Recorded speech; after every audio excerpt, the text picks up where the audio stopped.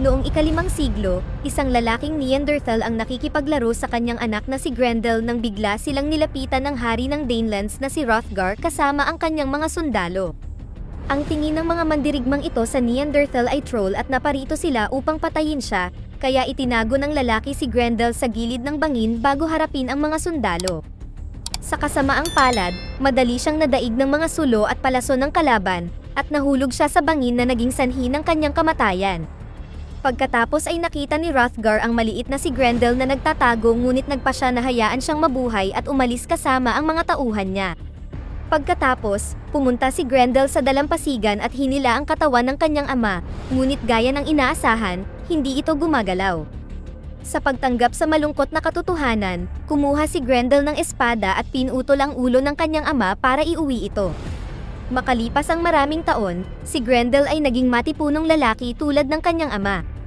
Nasa kanya pa rin ang ulo, at namimiss niya ng matindi ang presensya ng kanyang ama kaya pumunta siya sa tuktok ng bundok at inuntog ang kanyang ulo bilang ritual para sa panunumpa ng paghihiganti. Pagkatapos ay sinimulan niyang maghanap sa lugar hanggang sa natagpuan niya ang maliit na nayon kung saan nakatira si Hrothgar at ang mga tauhan nito.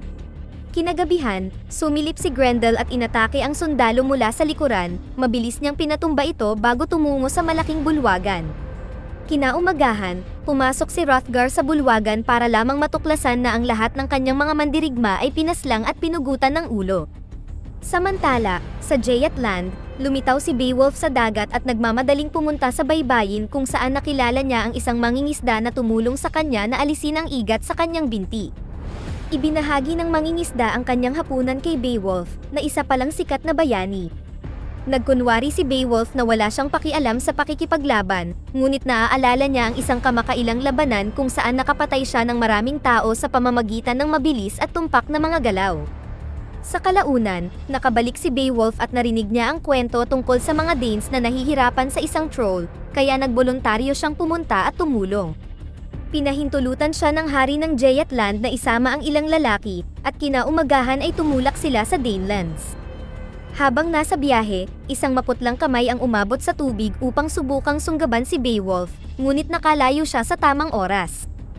Samantala, sa Danelands, lumabas si Hrothgar sa kalagitnaan ng gabi at sumigaw para sa tinatawag na troll upang lumapit at labanan siya. Habang abala si Hrothgar, nilapitan ni Grendel ang gwardya at pinatay siya bago tumakas. Nakita siya ni Hrothgar at sinubukang sundan siya, ngunit nawala siya sa kadiliman. Kinaumagahan, labis na nanlumo si Hrothgar sa mga nawala sa kanya dahil napagtanto niyang unti-unting inuubos ng troll ang kanyang mga tauhan para pahirapan siya. Sinubukan ng kanyang asawa na pag-alitan siya upang kumilos siya at gampanan ang pagiging hari na kailangan ng kanyang mga tao. Makalipas ang ilang sandali, ang nayon ay naghanda ng libing para sa namatay na sundalo at nakuha ang atensyon ni Brendan, isang paring Kristiyano. Nanumpa siya na kaya niyang takutin ang demonyo na nanggugulo sa nayon na ito, ngunit hindi siya sineryoso ni Hrothgar. Pagkalipas ng ilang araw, dumating sa Danelands si Beowulf at ang kanyang mga tauhan, at nang makita nila ang paligid, napansin nilang naghihirap na ang nayon.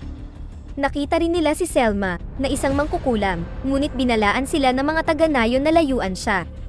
Tumakbo si Hrothgar nang marinig niyang narito si Beowulf, na nagsabing ang sikat na bayani ay ipinanganak sa Danelands at umalis noong siya ay 8 taong gulang. Upang ipagdiwang ang muling pagsasama-sama, si Hrothgar ay nagdaos ng espesyal na salo-salo. Siya ay labis na nalulumbay upang makapagbigay ng maayos na pananalita, kaya sa halip ay ang reyna ang nanguna sa pag-inom. Pagkatapos ay ipinangako ni Beowulf na papatayin ang troll bago sila nag-usap ni Hrothgar ng pribado. Nagtanong si Beowulf kung mayroon siyang dapat na malaman, ngunit nanumpa si Hrothgar na wala. Nang gabing iyon, hindi natulog si Beowulf at ang mga tauhan niya para hintayin ang kalaban. Sa labas, lumapit sa nayon si Grendel at nadatnan si Brendan na nagdarasal, ngunit pagkatapos siyang amuyin, nagpasya siyang huwag ito atikihin. Sumunod, nilapitan ni Grendel ang malaking bulwagan at sininghat din ang pinto, na naging sanhi ng paglangit-ngit nito. Narinig ito ng mga mandirigma at naghanda sa pakikipaglaban, ngunit nang buksan nila ang pinto, natuklasan nilang umalis si Grendel nang walang pinapatay. Kinaumagahan, inusisa nila si Brendan, na sa palagay nila ay nakaligtas siya dahil sa proteksyon ng kanyang Diyos. Pagkatapos, ang grupo ni Beowulf ay umalis para tingnan ang mga burol upang hanapin ang troll, at sa kanilang pag-akyat, halos matamaan sila ng bitag na gawa sa kahoy at sungay ng hayop. Nagtataka sila kung ito ay gawa ng troll dahil ang bitag ay nagpapatunay ng katalinuhan. Pagkatapos ng mahabang paglalakad, nakakita sila ng lugar na nalalatagan ng nyebe, na hindi nila madaanan ng walang maayos na probisyon at kagamitan, kaya bumalik sila sa nayon. Samantala, nagsasaya si Grendel sa paglalaro ng mga bungo ng mga taong napatay niya. Bumalik sa nayon, ang mga mamamayan ay labis na natatakot sa troll kaya pinahintulutan nila si Brendan na bautismuhan sila upang gawin silang Kristiyano, sa paniniwalang makakaligtas sila tulad ng ginawa niya kung sila ay pagpalain. Mas gusto pa rin ni Hrothgar ang kanilang tradisyonal na paganismo, ngunit wala na siyang pakialam kung gumawa ng pagbabago ang kanyang mga tao kung nangangahulugan naman ito na magpapahusay ito sa moral at magbibigay sa kanila ng pag-asa. Makalipas ang ilang sandali, pinuntahan ni Beowulf si Selma, na nagbahagi ng hula. Ang pagkamatay ng troll ay nagkakahalaga ng malaking kabayaran sa Danelands at Jeyatlan. Sa tingin niya ay dapat lang ito sa kanila dahil sa ginawa ng mga Danes sa troll, ngunit hindi niya sinabi ang buong kwento. Pagkatapos, pumunta si Beowulf kay Hrothgar at nagtanong ng ilang mga katanungan at sinabing ang troll ay hindi pumapatay ng mga bata, babae, o matatandang lalaki, ibig sabihin, nakikipaglaban ito ng may malinis na puso. Hindi maintindihan ni Beowulf kung paano nagsimula ang lahat at nag-aalala dahil dito, na naging sanhi ng galit ni Hrothgar at sinigawan si Beowulf dahil sa paniniwala niya sa baliw na mangkukulam. Sa kalagitnaan ng gabi, ang mga mandirigma ay nakarinig ng ingay at nagmamadaling lumabas upang lumaban, ngunit muli ay wala silang nakita. Pagkatapos nilang bumalik sa loob, lumabas si Grendel sa kanyang pinagtataguan at tumakbo palayo. Kinabukasan, nakita ni Beowulf si Hrothgar na nagsasanay gamit ang espada at mabilis na sumuko. Lumapit siya at hinamon ang kalaban ni Hrothgar, tinalo niya ito sa ilang mabilis na galaw habang itinuturo sa kanya na laging may lugar ang takot. Sumunod, hiniling ni Beowulf kay Selma na basahin ang kanyang hinaharap, ngunit ang ritual ay naantala nang makarinig sila ng ilang kakaibang ingay. Nagmamadaling lumabas si Beowulf at nakita niya si Grendel na tumatakbo palayo, kaya agad siyang sumakay sa kabayo at hinabol siya hanggang sa kabundukan. Umakyat si Grendel sa lugar na hindi siya maaabot ni Beowulf at nagsalita sa kanyang wika, ngunit sa kabutihang palad ay nandoon si Selma na nagsalin para sa kanya. Lumalabas na ayaw sa lakayin ni Grendel si Beowulf dahil hindi siya Danes, at nang sigawan siya ni Beowulf para insultuhan at ipaliwanag na ipinanganak siya dito, binato lang siya ni Grendel ng bato at umalis. Si Beowulf na nalilito ay lumingon kay Selma, na nagpaliwanag na hindi siya lalabanan ni Grendel dahil walang ginawang masama sa kanya si Beowulf. Sa kanilang pagbabalik, hiniling ni Beowulf na malaman kung bakit nasa labas ng kubo ni Selma ang troll, kaya ipinaliwanag niya na gusto niya si Grendel dahil kapag nasa paligid siya, hindi na siya pinupuntahan ng mga lalaki mula sa nayon upang pagsamantalahan siya. Nagulat si Beowulf nang marinig na may pangalan ang troll. Pagkatapos, pinuntahan ni Beowulf si Hrothgar upang ipaliwanag na sa palagay niya ay naghihintay lang si Grendel na umalis siya at ang kanyang mga tauhan bago muling umatake. Ganoon din ang iniisip ni Hrothgar at ibinunyag niya na siya ay may sakit, kaya ang kanyang takot sa wakas ay nagtulak sa kanya na tanggapin ang binyag mula kay Brendan. Maya-maya, napansin ni Beowulf na binabato ng mga bata ang isang lalaki, na inaakusahang siya ang nagdala ng troll sa kanila. Pinaalis ni Beowulf ang mga bata at pinasalamatan siya ng lalaki sa pamamagitan ng pag-alok na dalhin siya sa kuweba ng troll. Wala siyang sinabi noon dahil natatakot siya, ngunit ngayon na nabinyagan na siya, pakiramdam niya ay ligtas siya. Iniwan ni Beowulf at ng mga tauhan niya ang kanilang bangka sa dalampasigan at umakyat sa burol, kung saan nakita nila ang kuweba ni Grendel sa bangin.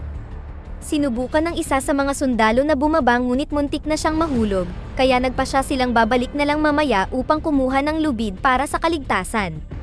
Bago umalis, umihi ang isa sa mga sundalo sa kuweba na hindi sinang-ayunan ng taga-nayon. Sa paglalakbay pabalik, nagulat si Beowulf nang makita ang isang bata na nagtatago sa isa pang kuweba. Habang nalilito ang lahat, inabot ng misteryosong maputlang kamay ang umihing sundalo para hilahin siya pababa, ngunit iniligtas siya ng kanyang mga kaibigan sa tamang oras. Nang gabing iyon, nahihirapan si Beowulf na manatiling gising, at sa tuwing ipipikit niya ang kanyang mga mata ay nakikita niya ang isang pangitain ng batang nasa kuweba na may espada. Kinaumagahan, nalungkot sila nang matuklasan na napatay ang lalaking gumabay sa kanila patungo sa kuweba. Galit na galit, bumalik si Beowulf at ang kanyang mga tauhan sa kuweba at sa pagkakataong ito ay ligtas silang nakapasok dito gamit ang lubid. Ang lugar ay puno ng mga buto at baluti mula sa mga biktima, ngunit wala si Grendel sa paligid. Ang isa sa mga lalaki ay labis na nagalit at hinawakan ang ulo ng ama ni Grendel at sinira ito. Pagkatapos, pumunta si Beowulf kay Selma para humingi ng tulong sa kanya. Nang tumanggi siya, tinalian niya ito at dinala sa burol, umaasang lalabas si Grendel kapag binantaan siya ng kutsilyo. Gayunpaman, walang nangyari, kaya pinakawalan ni Beowulf si Selma at pagkatapos siyang pag-alitan dahil nasa maling panig siya ay iniwan niya ito. Samantala, bumalik si Grendel sa kanyang kuweba at nahanap ang nawasak na bungo. Matapos sumanghot upang matunton ang taong gumawa nito, pumunta siya sa tuktok ng burol at ginawa ang parehong ritual ng dugo upang sumumpa ng paghihiganti. Pagsapit ng gabi, lumitaw si Grendel sa nayon habang natutulog ang lahat at pinatay ang bantay sa labas sa pamamagitan ng pagsaksak sa kanya ng sibat. Pagkatapos ay sumalakay si Grendel sa malaking bulwagan, kaya nagising si Beowulf at ang kanyang mga tauhan. Naganap ang kaguluhan habang sinusubukan ng mga sundalo na labanan si Grendel, na masyadong malakas para maapektuhan ng mga pag-atake ng mga mahinang tao. Hinampas niya ang mga lalaki ngunit hindi niya pinatay, itinulak lamang sila palayo hanggang sa maabot niya ang sumira sa ulo ng kanyang ama. Matapos ibulong ang salitang, "Papa," sa wakas ay pinatay siya ni Grendel para makaganti. Si Beowulf na galit ay tumalon sa likod ni Grendel upang subukang suntukin siya, ngunit inihagis lang siya ni Grendel sa mesa bago nagsimulang umakyat sa kadena upang maabot ang itaas na palapag. Si Beowulf ay tumalon muli sa kanya upang matumba siya at itali ang isang bagay, ngunit sinuntok siya ni Grendel at tumalon palabas ng bintana, para lamang mahuli sa bitag na inihanda ni Beowulf. Ngayon ay nakabitin si Grendel sa kanyang kanang braso, gayunpaman, hindi siya nag-atubiling kumuha ng sibat at pinutol ang braso. Sa sandaling napalaya niya ang kanyang sarili, tumakbo si Grendel, at naiwan ang kanyang braso. Tumulo ang dugo niya sa dalampasigan at pumunta sa tubig, kung saan siya namatay at kinuha ng maputlang kamay. Kinaumagahan, ipinaliwanag ni Beowulf na walang ginawang masama sa kanila si Grendel hanggang sa pinakialamanan nila ang kanyang mga gamit, kaya gusto niyang malaman ang katotohanan mula kay Hrothgar. Inamin ng hari na pinatay niya ang ama ni Grendel dahil sa pagnanakaw ng isda at hinayaang mabuhay ang anak dahil sa awa. Pagkatapos, sinundan ni Beowulf at ng kanyang mga tauhan ang bakas ng dugo at natuklasang nagtatapos ito sa dagat, kaya nalaman nilang patay na si Grendel.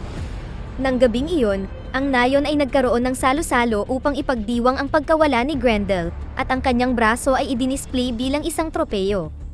Umalis si Beowulf sa party para bisitahin si Selma at napagtanto niyang nagluluksa ang mangkukulam para kay Grendel. Ipinaliwanag ni Selma na isang gabi, natagpuan ni Grendel ang kanyang kubo at ginamit ang pagkakataon upang pagsamantalahan siya. Mula noong araw na iyon, hindi na siya nito muling ginalaw ngunit sinimulan siyang protektahan laban sa mga taga-nayon. Nagpa siya si Beowulf na subukang halikan si Selma, ngunit sinampal siya nito bilang parusa sa pagtali sa kanya at paggamit sa kanya bilang pain. Sumunod, sinunggaban siya nito at sila ay nagpalipas ng gabi sa pagiging intimate. Samantala, ang nilalang na may maputlang kamay ay lumabas sa dagat, na nagpapakitang ito ay isang sihag. Dumating siya sa nayon at mabilis na pinatay si Brendan bago pumasok sa malaking bulwagan upang hanapin ang braso ni Grendel na nakasabit sa poste, na naging sanhi ng pag-iyak niya dahil anak niya si Grendel. Sa sandaling iyon ay sinundan siya ng mga sundalo, ngunit madali silang itinulak palayo ng sihag at napatay pa ang ilang lalaki bago umalis dala ang braso. Ang lahat ng ito ay nakita ng misteryosong bata mula sa kuweba, na nagmamadaling sinabi kay Selma ang tungkol dito.